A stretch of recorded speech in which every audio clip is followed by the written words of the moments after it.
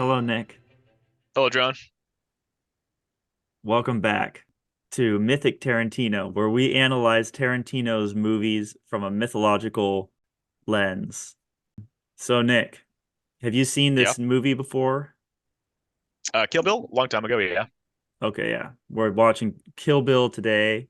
Yeah, I actually haven't seen it in a long time either, but it's something that it's in the it's in the culture and everything. So, It might be one of his more famous. It's one of his more famous movies. I think it's when he kind of got his reputation.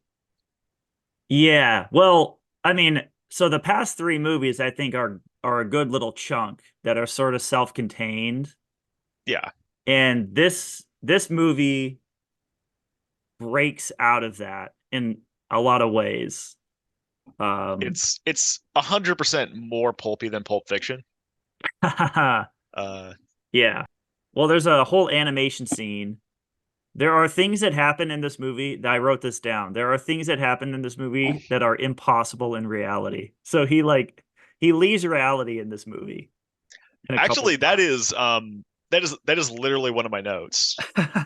At the beginning of the Crazy 88 scene, Yeah. where she kills like the initial set of bodyguards, the very first Crazy 88 member that dies, she cuts his sword in half with her sword Hmm. and then lifts him into the air and throws him into the pool, like while he's impaled on her sword. Yeah. And like Uma Thurman, who is, a good ways away from being 100 pounds. Yeah. It was just such a ridiculously over the top way of starting the fight. I feel like it was almost like telegraphing to the audience, like, hey, it's gonna get weird and it's gonna You get but it's cool because it's like, okay, now like so in most fight scenes in most movies are completely skippable yeah. because they're completely predictable, you know? I mean, even in this one, you know Uma Thurman's gonna win.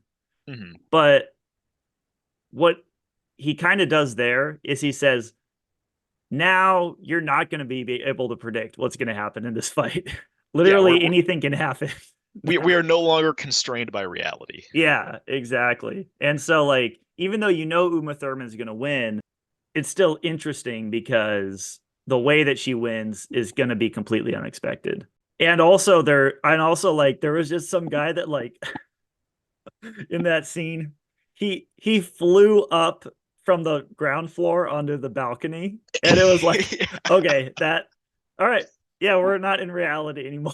But I that mean, that we're that in the reality of of kung kung fu fu movie. movies. Yeah, Yeah. exactly. And like the kung fu movie influence is very thick and it gets thicker in the next movie. Uh Yes, yeah, so like that inspiration is clearly there. yeah. Okay, so we didn't do a quote. Do you have a quote for us, Nick? Or I did not write down a quote, except for the actual quote that they just display at the beginning of the movie, which is "Revenge is a dish best served cold." Klingon proverb. I almost got thrown through a loop by the fact that the story is told out of order.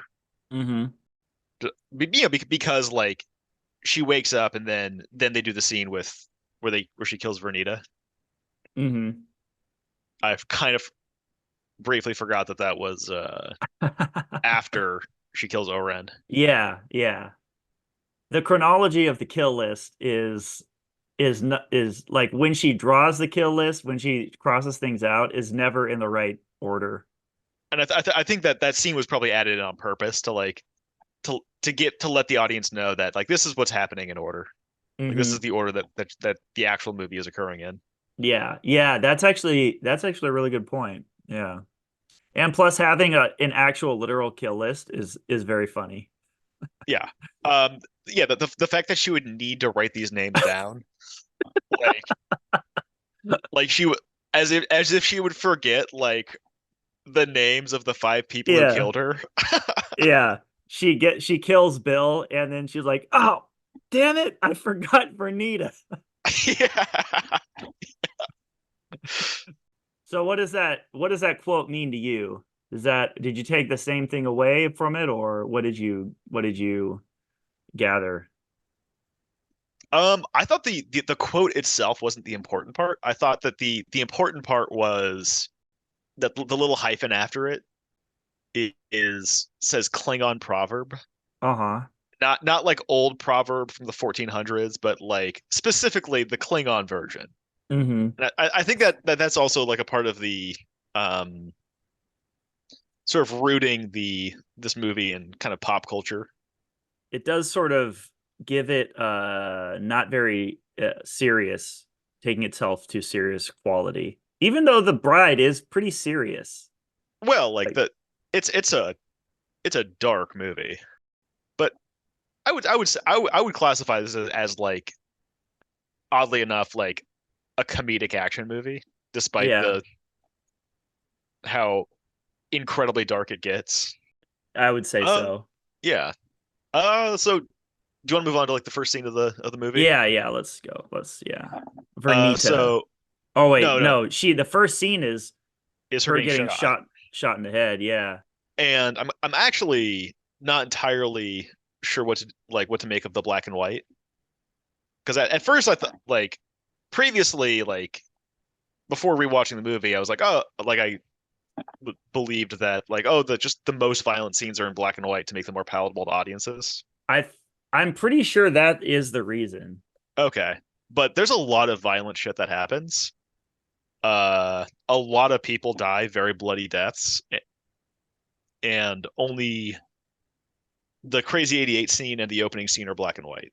And yeah, I'm not entirely sure what it means, or like, I think it could have something to do with like taking back power, like the Hmm. power that she lost at the church was then sort of regained when she, Like they're connected.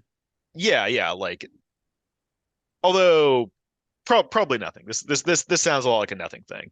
No, yeah. Well, usually black and white in movies is very meaningful. Like Hmm. Wizard of Oz, it's and Oppenheimer. Like the black and white in those movies was very meaningful of something. Well, in that opening scene, do you remember what Bill says? This is me at my most masochistic, Yeah, I'm not sadistic. This is me at my most masochistic. So, which what's the difference? I think it's about ownership. Uh-huh. Like um I think it's he views her as a thing that he owns, and that's why it's masochism is because he's Mm, destroying a part of himself. I completely agree with that. Yeah. I think also like on that point in the ver in when he wipes her face, for starters, I think it's very interesting that Bill is a character with no face and Kiddo is a character with no name. Yeah. And in the very first scene, like he's got this handkerchief with his name on it, and so you like literally like visually, it's his name and her face, and he's kind of like wiping her name or his name across her face, like right as he kills her. Wow. So Yeah. I think so. There's that kind of cool imagery, but and then there's also like it really builds into the whole thing of like ownership of him, kind of like because the handkerchief has his name on it, so he's kind of like marking his territory. True. Yeah, and I think that that is important to the themes of the movie is in human relationships, loving relationships, kind of where they go wrong is when people take ownership of the other person and they believe that that person is theirs to own. It's probably Hmm. why I forget what happened in the second movie, but it could be why she left Bill. Do you remember what happened and why she left Bill? I do not remember. And we don't see who the dude she married is. It's just some nobody guy. I think it's important is that he's just some guy He's just some guy. He's not he's just a boring person that, that doesn't you matter. it doesn't matter. And Like yeah. she's not even mad about the fact that Bill killed her husband. She never brings it up. Yeah, she does it doesn't matter. Yeah, it doesn't matter. But yeah, like I But think it's I'll keep going. you just okay, so you just at a certain point it's not about marrying your love. It's just about marrying someone that could be your husband, and they don't need to be exciting. They just need to be a good husband. Yeah, and I think that's also why like why Bill kills him is not because of who he is, but because he's anybody. Uh-huh. Like, and anybody that married her, he would just kill. Yeah. Yeah. Okay, let's move on to the Vernita scene. Which I think I think the Vernita scene is kind of a promise to the audience. I think the idea is like, hey, we're gonna see some scenes where Kiddo is in bad shape, and this Vernita scene is sort of like telling the audience, hey, Kiddo's gonna be back up and running and in Mm-hmm. full assassin mode. Mm-hmm. So Yeah. here's her doing some assassin stuff just so that it's gonna get better. Mm-hmm. It's like no, nope, nope. This is a revenge movie. She will get her revenge. That's happening. Yeah. And you also see Oren's name crossed out, and you don't even know who she is. Yeah. So there's more promises being made. But why do you think he decided to make the setting of this fight scene in a like suburban house? Well, for starters, uh, we're in keeping with the theme of revenge Mm-hmm. because Vernita's daughter Mm-hmm. watches Kiddo kill her mom. Mm-hmm. And she accepts the fact that she's gonna Yeah, have revenge on her. yeah. So I think that that's a part of it is sort of showing this circular kind of cycle of revenge. Well, in tribal societies, there would just be blood feuds where it would just be this endless cycle of violence, Yeah. where it's a sort of a lawless place. There is no federal government to dictate, to put people in court and dictate things, and this sort of is another underground world. It's an honor culture. Yeah. It's an honor culture, yeah. But it's an honor culture because there is no court system or anything to this culture. There's no governing body. It's Yeah, there's just there's there's, people there's no figuring shit out on their own. yeah, there's no John Wick style Council of Assassins. Yeah. Yeah. And a lot of the violence is really brutal like that because nobody dies from a gunshot really. It's all being done with swords, and people are getting their heads chopped off and scalped. These are tribal ways of killing. Well, it's also interesting that they make a really big deal of the fact that Vernita's good with knives. Yes. Um, but the way that Vernita dies is she tries to shoot Kiddo and then gets a knife in her chest. Yeah, it was dishonorable. Well, and then so Vernita is the knife lady died to a knife, and then Oren is the sword lady, and she I'm glad you got beat in caught the sword that. fight. I'm glad you caught that because that's the honorable way to do it, is to defeat, your enemy with their own weapon, not to be sneaky, Yeah. to defeat. And there's metaphorical reasons for it too. I think like if you see these people in a mythological way as demons of her past, Hmm. you have to defeat a demon on its level. Anything else would just be sort of papering over the problem. But we'll get more into that. I Hmm. think that these five people are all mythological demons of a certain journey that all people go on.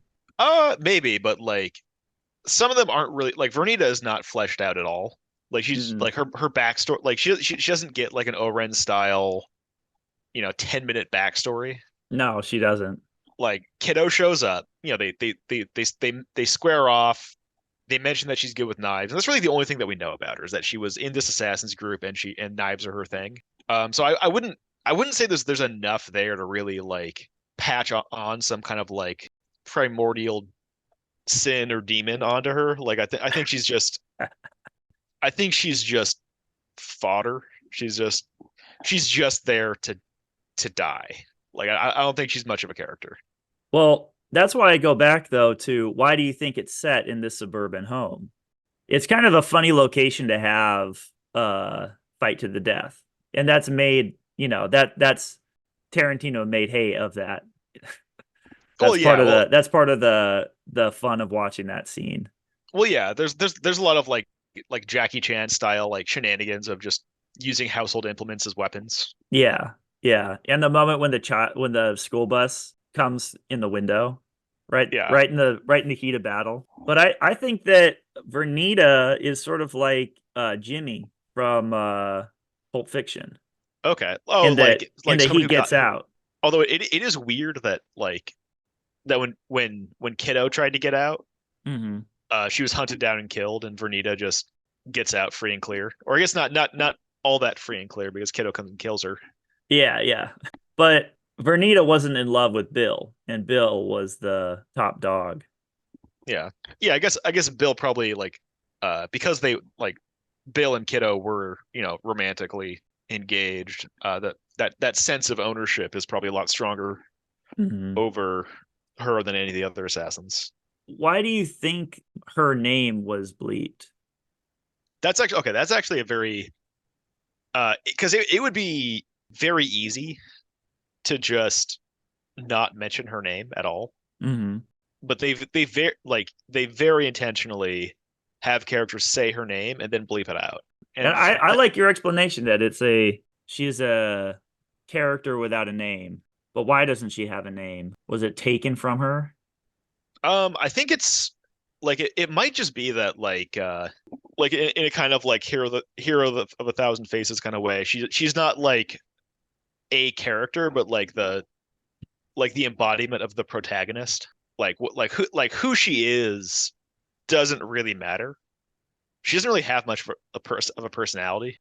Well, yeah, and well, maybe who she was before is this nobody, Hmm.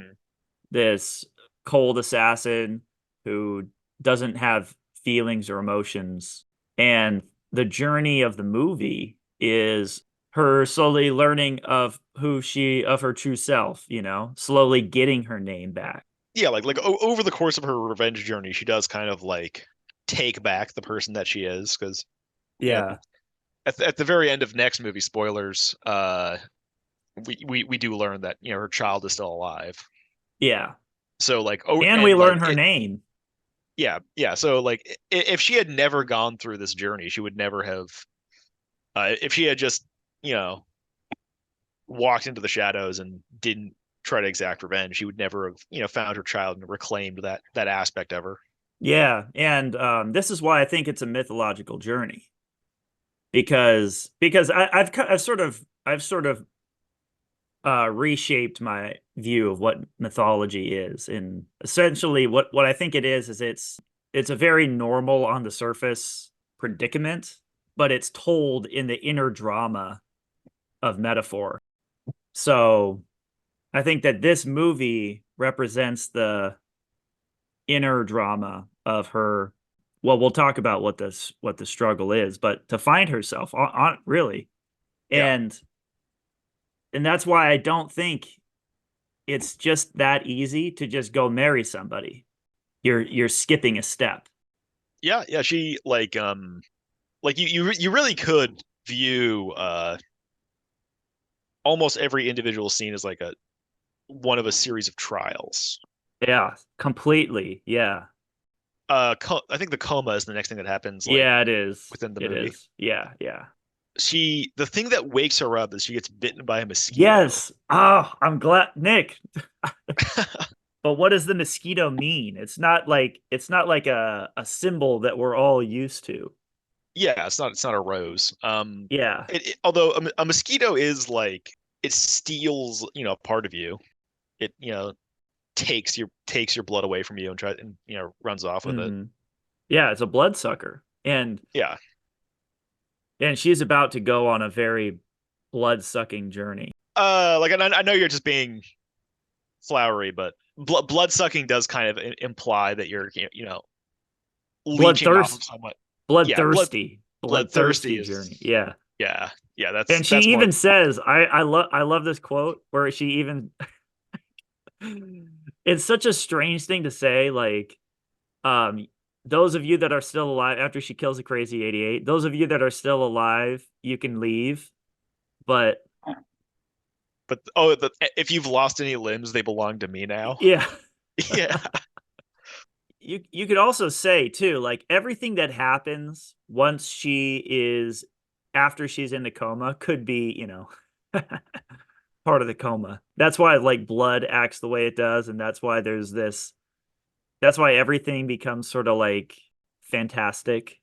Oh, Um, that she's like still comatose and living out a fantasy yeah, in her yeah, coma. yeah. I think that is how Tarantino sort of justified the fact that things because all of his other movies they're not only rooted in reality, that's actually their strength, is that they feel so true, you know? And Hmm. then it's kind of a risk to make a movie like this, which is so wild, and fantastic. And I don't think it needs that. Like I think it's like just having the movie be fantastical just makes is just fine by itself. You don't need to yeah, like explain away as a dream as a giant dream sequence. hmm yeah. But there is, a mythological, like very, very, very basic mythological thing happens, which is a death and a rebirth. And so she had kind of died and then becomes reborn. Yeah, she wakes up and her within a minute, her very first act of consciousness is an act of revenge where she kills Oh yeah. the weird creepy dude and Bill or in Buck. Oh well, we're Like, missing it. Oh, go on. Yeah. oh yeah, like yeah, we're missing Yeah. like the stuff with L, but Yeah. uh Which was not as interesting. yeah, yeah, there was that weird that does kind of like go back into the idea of like honorable combat where L really wanted to kill Kiddo Hmm in her sleep, and then Bill t called her up and said, "No, that's not the honorable way to kill people. We're gonna, Yeah. if she wakes up, then we're gonna kill her. But hmm this isn't the right way to do things. This hmm isn't honor." Yeah, and you know, and that act as is what got all of them killed. But and it goes back to also Reservoir Dogs, where Mr. Orange tells Mr. White that he's a cop out of honor and dies for it. Yeah, like we're choosing to be honorable is kind of this massive handicap. So she was revived by the mosquito. Do you have anything more to say about that? The mosquito? It could have just been like there needed to be some catalyst, and this was kind of a fun, whimsical way of doing it. Yeah. Uh, Yeah. Yeah. Well, yeah, that's a very practical way of looking at it. but I did like we talked about earlier, like the mosquito really is is kind of this universally reviled animal.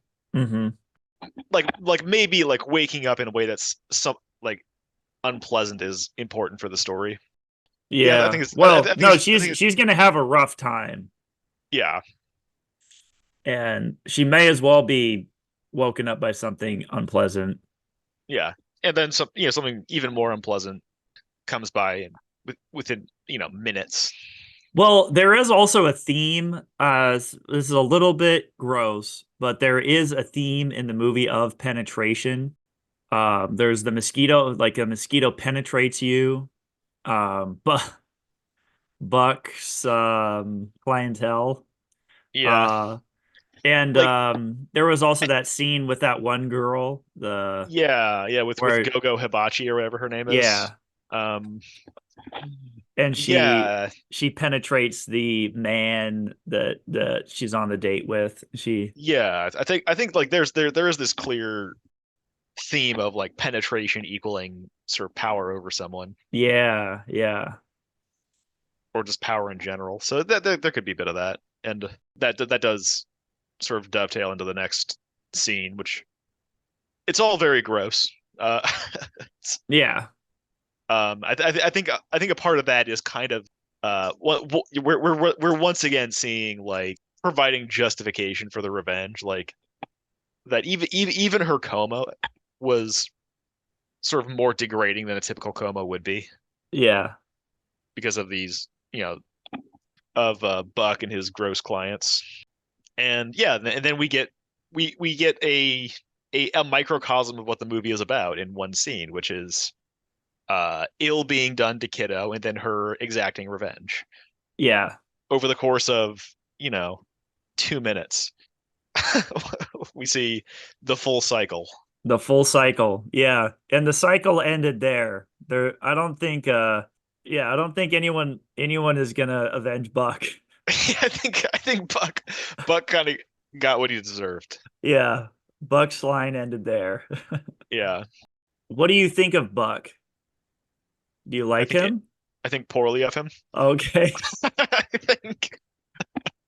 I think that's the only correct interpretation of Buck. I have a separate interpretation of Buck. Of you don't think ill of him. Okay. Let's hear it. Um, I think if we're looking at this whole movie like a metaphor for settling down and being a be getting married and not being prepared for it, I think Buck represents that archetype of the whereas Vernita represented the archetype of someone who did settle down and lived a quiet life, you know. Hmm. Buck represents the archetype of the guy who never grew up and just still goes out to the bar every night and picks up girls like Yeah, he like did when he was in his 20s. yeah, like Buck definitely is kind of this like representative of like the like predatory kind of lust. Yeah. Oh, and one other thing too that I thought was sort of mythological in a way is Buck. He likes girls when they're unconscious. You know, I think the unconscious part is important. Like he likes a girl. He likes girls just for their bodies.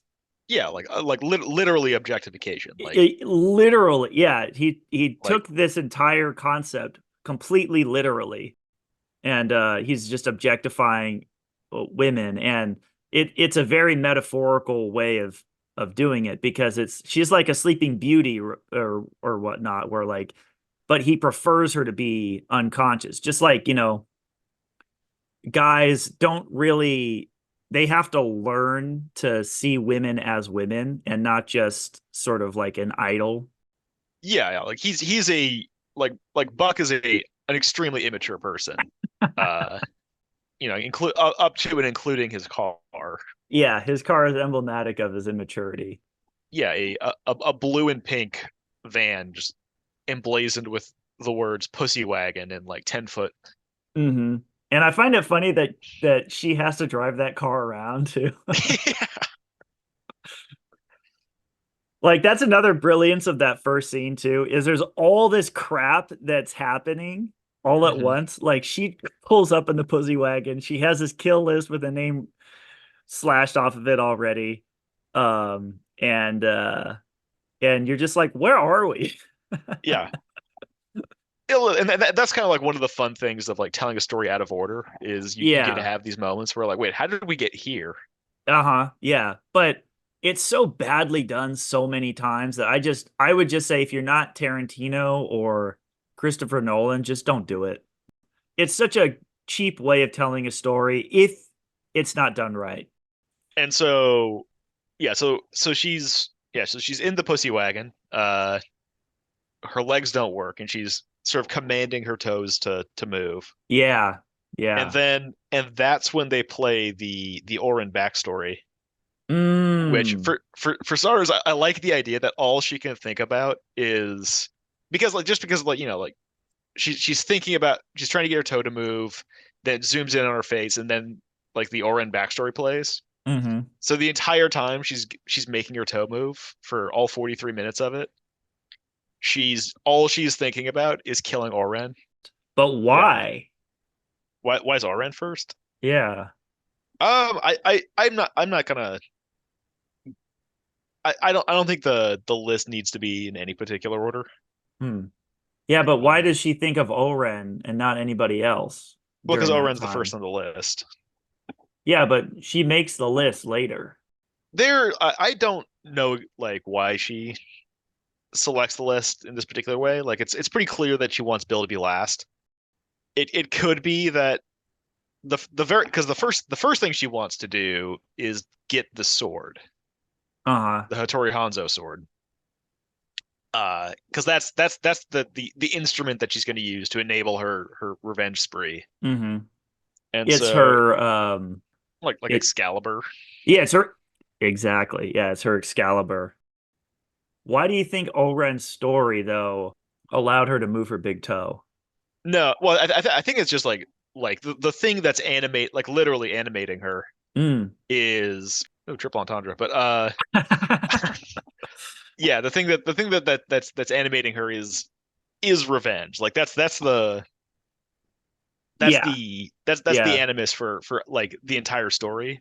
Yeah, And so it's that hate that's fueling it almost. Like it's yeah, that yeah. it's kind of like the in the story, the Oren was given her purpose in life from something horrible that happened. What's getting her big toe to move is hate. Yeah, like hate and like desire for revenge is what's Yeah. sort of giving her the willpower to just to force her sort of inactive body to come alive. Hmm. Hmm. And so what did you think of Oren's story? So it's animated. It's the only part of the movie that's animated.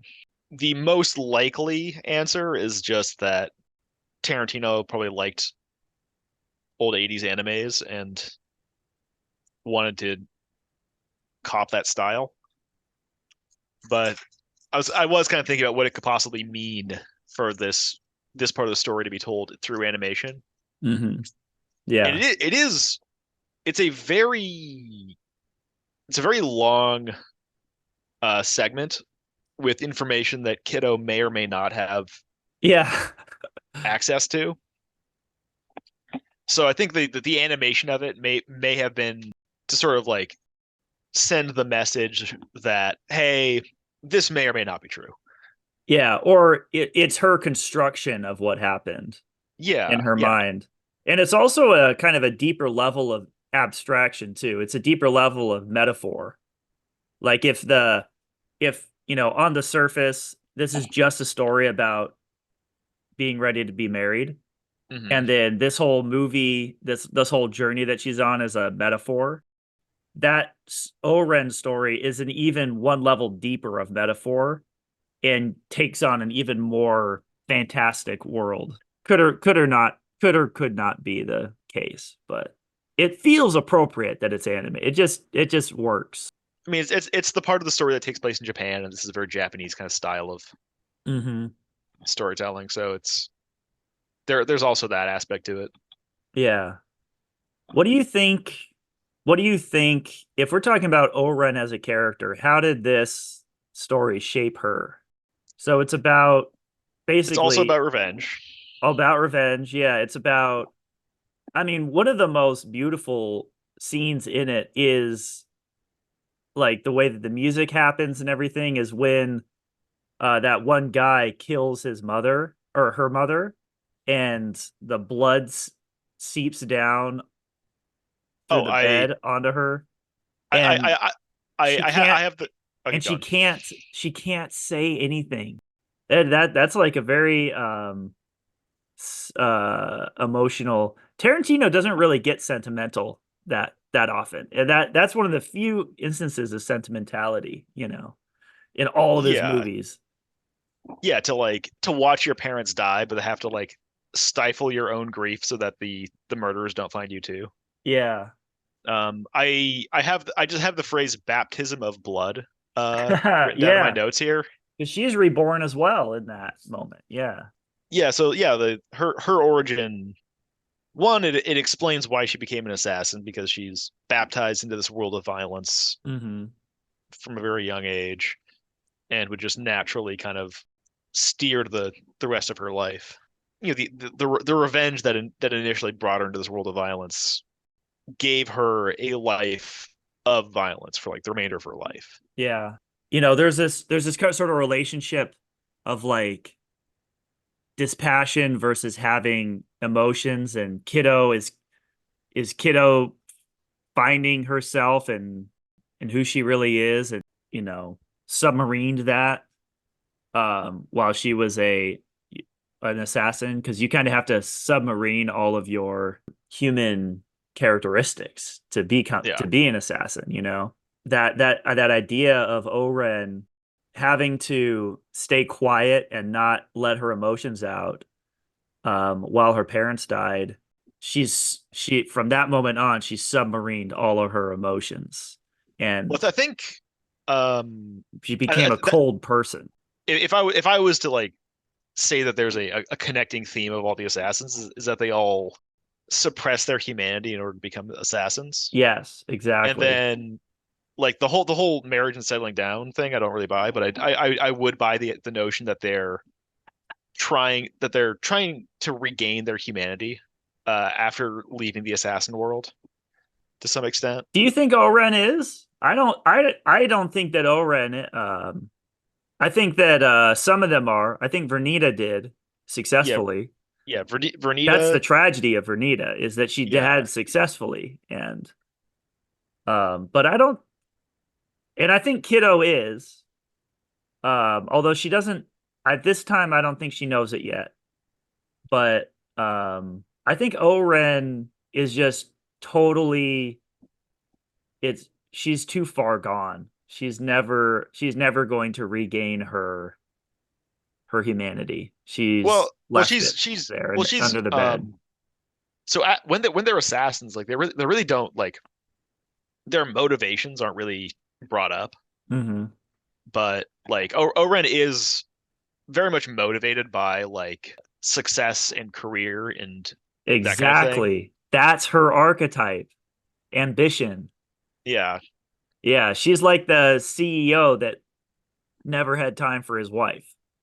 Yeah, and she does seem to treat her underlings very fairly. Hmm. Like Sophia seems to be really fond of her. She's very friendly with the members of the Crazy 88. Yeah. So I think she truly enjoys like this for lack of a better word the work Yeah, of exactly. running a crime syndicate. Yeah, yeah, she does. It's her purpose. Yeah, and she's hanging out with them and goofing around with them too, and she's just loving it, you know.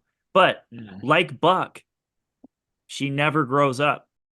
There was a quote in the movie. I forget who says it, but I think it's while she's killing Buck, she says revenge, something to the effect of revenge is doing God's will, as if it's almost a duty to carry out revenge. Yeah, The way she kills Vernita and Oren is almost compassionate.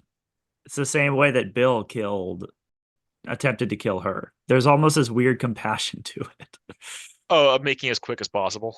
Yeah, or like hey, this is just my job, kind of like this is just kind of my duty to do this, and it's sort of God's will that it must be done, but I'm not gonna spit in your face. I'm gonna carry it out professionally. Yeah, she does seem very detached during the whole Hmm. process. Hmm. So she can walk, So she can walk now. she can dance. Yeah, there is dancing later. Let's see. Oh, how about the I think at this point is the Hattori Hanzo part. Yeah, yeah, yeah. Um, Hattori Hanzo. Hattori Uh, Hanzo. that was a Uh, great opening scene. yeah, that was fun. Uh, you know, you must have very big rats if you need Hanzo steel. Maybe the point of like that was a fun little scene, and maybe the point of it was to really demonstrate that Hattori Hanzo had truly gotten out of the game of being involved with violence. He was so involved with the process of running this sushi place But it's that funny because they're kind of bad at it. Like yeah, the what they are is like this steel worker, yeah, uh this this this sword master, maker. yeah. Yeah. And then his like apprentice, and then they sort of run this rinky-dink sushi shop, and Yeah, they're kind of bad at it, like and kind of do it yeah, like like where it's almost like they they're reluctant about it. yeah, it's like they know they're not successful sushi shop owners, but are going through the motions anyway. Yeah, it's not their purpose. Their Yeah, purpose is to make blades that kill, yeah. but they don't like that. Yeah, and they had successfully sort of denied their purpose Hmm. up until Kiddo comes in. And it was also nice that there was this sort of like charade happening at the beginning, which is like, oh, I'm a dumb tourist and I'm a friendly old sushi shop owner, Yeah. and they're like playing these parts, and then they kind of cut the crap. They're pretending to be they're pretending to be the grown-up versions of themselves, but they're really bad at it at first, you know? Yeah. Yeah, like Not it's really almost like believable. Yeah, yeah, it's like Kiddo is doing an impression of a dumb tourist, exactly. Yeah. and Hanzo is doing like is like play acting as what he thinks a sushi chef would act like, of taking nothing seriously and Well, the only thing he very took awkwardly flirting with like random women who come into his store. the only thing he took seriously was the tea, was getting Oh yeah. the tea out. Yeah. Like screaming at his apprentice. Yeah, the whole shouting match was pretty Yeah. funny. Yeah, they're both pretending. And you do need to pretend. This is an interesting point. You do need to pretend to be the real thing before you can be it. Like if you Yeah. ever do anything for the first time, you're only pretending that you are that until you are it. So the sword is yeah, sometimes things are symbols and sometimes things are just things. The sword is absolutely a symbol. Absolutely. Yeah. There's I think like specifically like a samurai sword has all this history to it. And I don't know how much of this is legend and how much of this is historical, but there's this very common idea that the samurai sword is like the warrior's soul. Mm. And I think a lot of like the process of getting this sword is like her sort of becoming a warrior again Hmm. and sort of becoming whole. Well, you can also see it as okay, so if you see penetration as a symbol of power, it is sort of like and if you see the movie about a metaphor for, you know, for maturity, Mhm. the sword is kind of like you know, like a phallic symbol of you know, you can wave it around and be like and not know what you're really doing and just poke it in things, or you can do it with intention, which is what it's meant for, you know. And that is like a meaningful way. Marital way is much different than having sex. And so like to hold your sword with meaning and dignity is a lot more better than just sort of like, yeah, just Yeah. waving it around. Okay. So yeah, so she gets the sword back. Hanzo gives this very self-serious speech about the sword that cut God. Uh, it's all very it's all very over the top. And then she goes to kill Oren. Yeah, So I so guess yeah, she has her now she has her weapon that's matched with Oren's weapon, and now she can truly overcome her, you know. yeah, and they do make a point of showing like that her sword is better than the rinky-dink swords that other people have. Yes, exactly. By like she like cuts a bunch of swords in half, Hmm. and then it's kind of demonstrated to be or Oren is kind of demonstrated to be a matched opponent by the fact that she does parry Kiddo's sword and Yeah. her own sword doesn't like shatter or whatever. Yeah, and that's a very Excalibur thing. It represents the power of inner uh your inner self. Yeah, yeah. There's some yeah like a there's something internal that kiddo gets back when she gets the sword. Another thing I wanted to bring up is what do you make of Bill being a student of Hattori Hanzo? And Hattori Hanzo kind of like looks at her and is like, "Oh shit, this guy, Nah, yeah. It's like he's Bill is causing all these people to sort of like address him and deal with him, some sort of like trouble from your past that's causing you to. Yeah, Hanzo does kind of view revenge as an obligation, Mhm. kind of like you were saying earlier about like revenge being the work of God or something like that, Yeah. where like he had this vow to like to never make killing implements again. And like of all the reasons to like break a vow, like revenge, a murderous rampage seems like a very doesn't seem like a very meritorious case for going back on your word. But that's the movie is kind of making revenge into a obligatory thing. You must kill Bill, and I'm obligated to help you. I see them all as like demons of your past and or Mm, demons within you that you have to contend with. And Bill is the king demon that you have yeah, to vanquish before you can move on. And he's the demon, he represents like the king demon of Hatari's uh past as well. yeah, That like he the sort of tried to paper over. And that's maybe why he's so unconvincing as a sushi oh store owner, is because this one king demon still persists. yeah, That he, yeah, a wrong that needs to be righted. yeah, exactly. All right, so Crazy 88 fight. There's the murderous schoolgirl. Hmm. She is. I feel like a lot of this is just wanting to have a neat fight scene and to have mini bosses on the way to the big fight with Oren. Yeah. I think that the schoolgirl though is a cool character though. She's the most ridiculous character by far. Yeah, she's the most like a video game boss of anybody. She has like the interesting weapon and the kind of the outfit.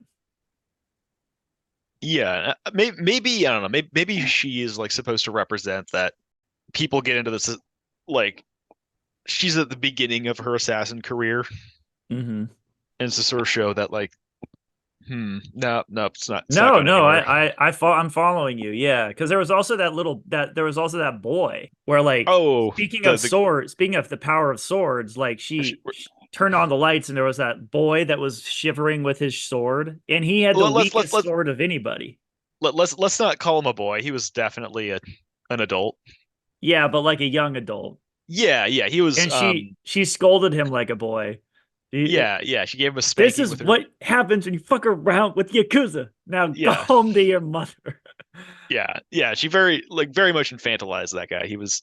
Yeah. So I thought. Yeah. So there is kind of this thing where Kiddo is trying to steer these young assassins away from the assassin lifestyle, I guess. Because she Yeah. does try to convince Gogo to leave, Hmm. and she doesn't even bother with any of the older Crazy 88 members. Like she doesn't do anything to convince them to not die. It's only like the young assassins that get this kind of mercy.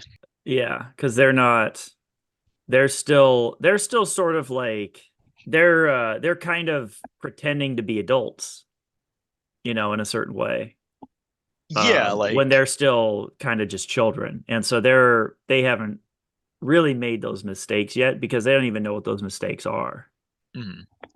Yes, and there's the big fight with the Crazy 88. All goes black and white.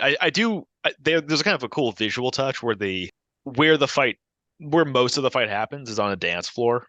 Oh yeah. It was for a while kind of subtle. Hmm. The notion of like this dance of this people dancing in a club, kind of like having the same space being used for this this fight, which is its own like sort of like dance, between the combatants. And then subtlety took a little break when Uma Thurman started breakdancing mid combat. Yeah, I mean, if you want to see this as a metaphor for marriage, there is a part of the marriage where everyone goes and dances.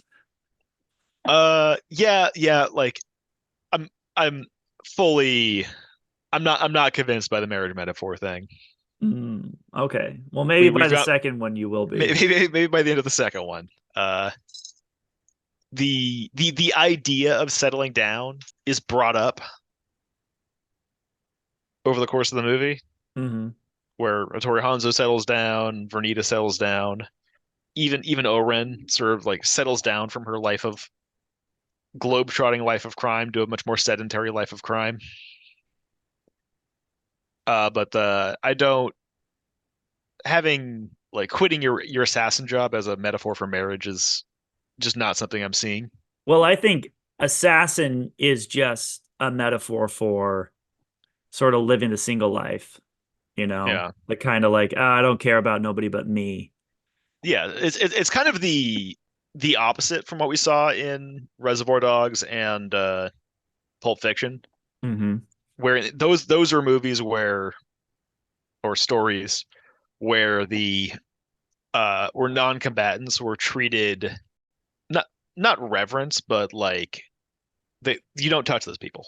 Like Hmm. they're Yeah. civilians. Yeah. And this is a movie where Oh, that's a good point. non-combatants now yeah, where non-combatants are the opposite. They're lesser. They're not full people. We can facing off against another assassin is you meeting as equals, and killing some dumb rando is seen as a trivial thing. Being an assassin is cool and it's glamorous, but and yeah, being a regular person is sort of dull and trivial, Yeah. but that's part of growing up is to take on those dull trivial tasks that aren't like flashy and exciting, Yeah.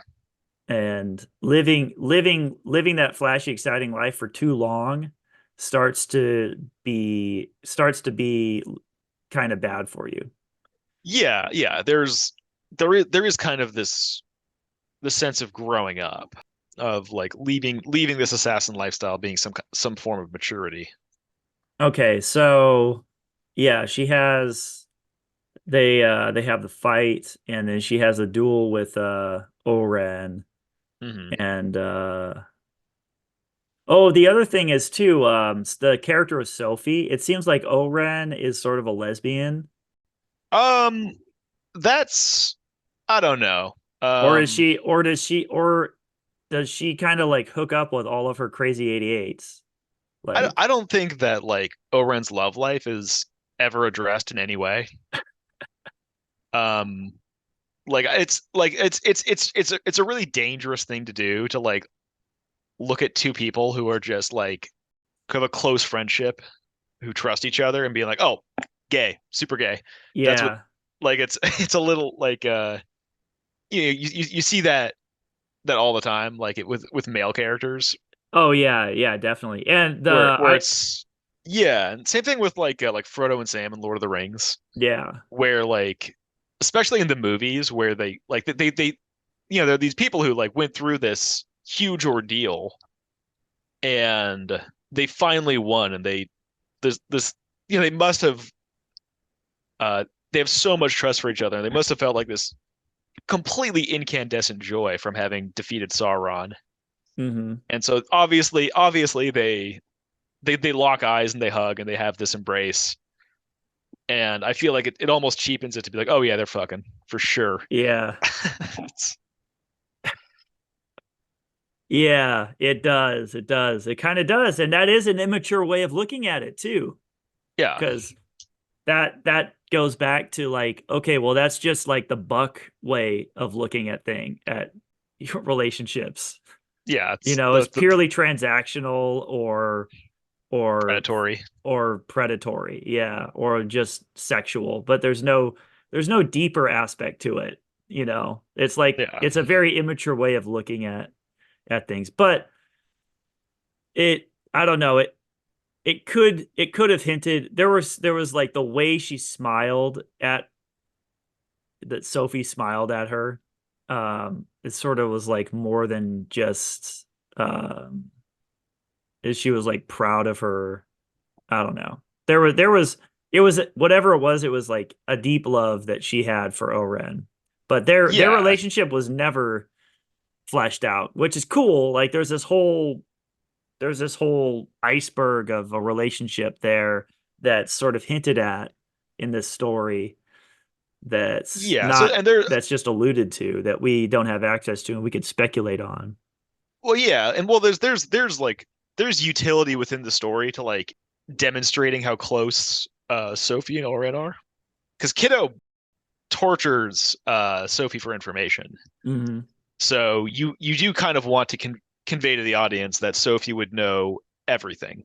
Yeah, yeah, So, yeah. With the fight itself, is there any significance? I thought that the where they had it was beautiful. Like oh the yes, whole snowy garden um with the with the snowflakes coming down and thought it was very it beautiful. it looked good. I think I do think that Oren behaved dishonorably because if it was supposed to be like a fair duel, she would not have sicked 88 people at Kiddo. Hmm. And she even brings it up later where she mentions it's like, oh, I hope you're not too tired after that fight. So, like they do kind of bring attention to the fact that Oren very intentionally made the fight into an unfair fight, kind of in the same way that Vernita did, where Vernita, Yeah, and yeah, you're right. And so that's a clue into the flaws in their character. Like that's a sort of like a signal that their characters are flawed, whereas kiddos are more pure. yeah, Kiddo is more pure. Any significance into the scalping, why she was scalped? that I don't know. I think it was shocking. Yeah.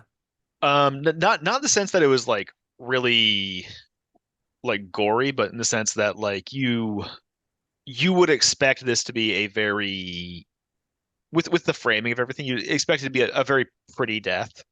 Hmm. But Like it you would wasn't. yeah, you would expect her to be like, you know, stabbed like through the chest and then like very you'd expect a very ceremonious death Yeah. and not like having like the top of her head cut off Well, with her brain showing. you know what it seemed like to me was like she was being exposed, kind of. And that's later on in a further Tarantino movie, there is a theme of scalping, which in that movie too, it sort of is an act of exposing, Mhm. exposing who you are. Well, and this is a leap. Uh-huh.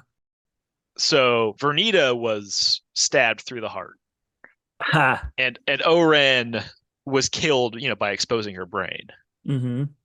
Oh yeah.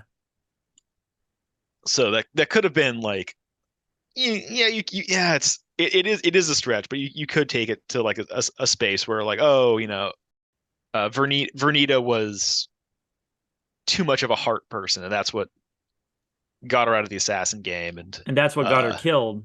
so got her killed as her heart, and then Oren, clearly supposed to be a very smart character, could have been done in by her brain. Mm-hmm.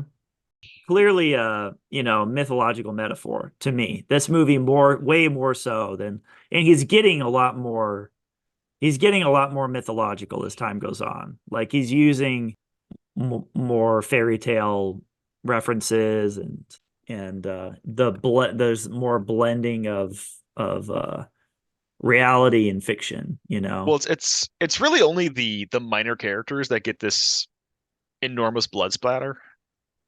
Yeah, Like, yeah, the you're right. I noticed that too. The main characters are treated with a lot more respect. well, yeah, like it's almost like a blood sacrifice almost. Like these are like all these minor characters, all these crazy 88 people and Boss Tanaka and all of them are just like sacrificial lambs waiting to have their blood given up to I don't know, the Yeah, audience yeah, or to the it's god of revenge, is there a god of revenge probably. somewhere? I also thought, okay, you know how a burgeoning theme in Tarantino's movies I've been saying Hmm. is the blending of fantasy and reality, and sort of like the playing with that. This story was Uma Thurman, the actor Uma Thurman's pilot in Pulp Fiction, right? Oh yeah, The Fox the Force 5. yeah. And it turned into this sort of real fiction thing. So he's starting to now play around a little bit more with fiction and reality and their Maybe. interplay. Yeah, Because like Uma Thurman, the actor, is now connecting through these movies in sort of weird unconscious ways. yeah, she's actually an assassin. Yeah. And this Yeah. is like, this could be like the character in the story in Pulp Fiction's inner self, or something like that. There's layers. Think I'll you got anything else to add, Nick? Are you Um, excited for volume two? Do you think are you worried we're not gonna have enough to talk about I was having I was covered this very movie? I was very worried that we didn't have enough to talk about for this movie because it was we can probably but so like there was just not a lot of story. It No. was it's like I would say that a good half of the runtime of the movie, probably more than half, is just fight scenes. Yeah, but you don't need story, you know? Like that's something that I think modern Hollywood movies have too much of is plot.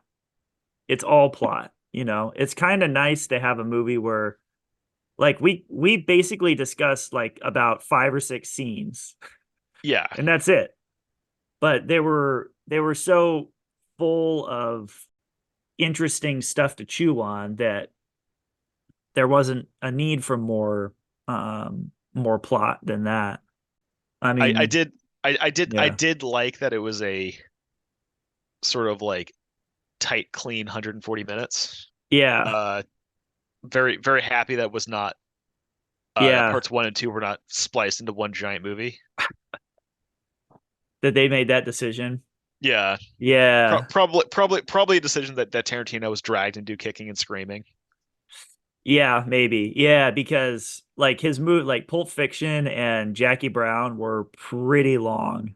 Yeah, Yeah. it's also this is a really weird movie to follow up Jackie Brown.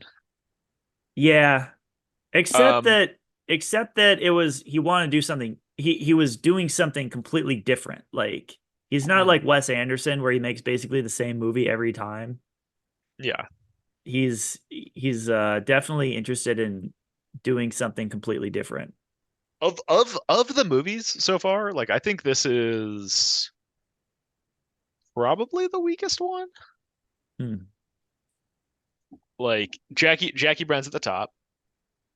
Yeah. Uh, then probably Pulp Fiction, Reservoir Dogs, and Kill Bill. Okay. Yeah. I mean, The thing is, I think that just shows. I mean, everything that happened in the movie was not done poorly. Oh no, It like it just, was like I'm not saying it's a bad movie. I'm just saying that yeah. like these are all good movies. Hmm. I think It's that I think that mythologically, this was by far the most happening in it, and then Pulp Fiction behind it, with yeah, like this is a lot of crazy supernatural weird things happening under the surface of the surface level of things, whereas Jackie well, Brown was incredibly straightforward and realism. yeah. Yeah, this movie like there's there's physical objects in the movie that are just our symbolism. Yeah. Like Bill's handkerchief, the Hattori Hanzo sword. There's a whole bunch of like funny, goofy things like Elle when she changes into the nurse's outfit Oh yeah, yeah. and she has the little The the nurse eye Templar patch. cross on the eye Yeah. patch. Yeah. Yeah, it was very fun, goofy movie, despite how incredibly dark Yeah. so much of it is. Yeah. Like even the Buck part is kind of played for laughs, even though it's really kind of awful. Yeah, well that takes a certain skill though, I think. Because like Yeah. the instinct is to sort of just revel in how gross and disgusting it is. And Mhm. that grosses people out. But to sort of like but to sort of like it's kind of a challenge to make rape fun, you know? Like comedians talk about it all the time. They're like, I'm gonna make a rape joke, and everyone's like, boo. And then they tell the joke and then they bring the crowd on their side and like Mhm. and then they're starting to like applaud the rape joke. Um, so there is a certain skill to that.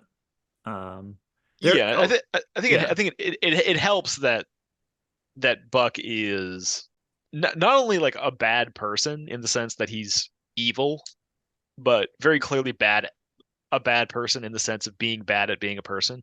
yeah, yeah, Uh, he does seem like an incredible loser. yeah, he does. And there was sort of like a Star Wars, he, there was like a Star Wars moment at the end of this movie too, which is Bill says that the baby is still alive Oh yeah. to Sophie. Hmm.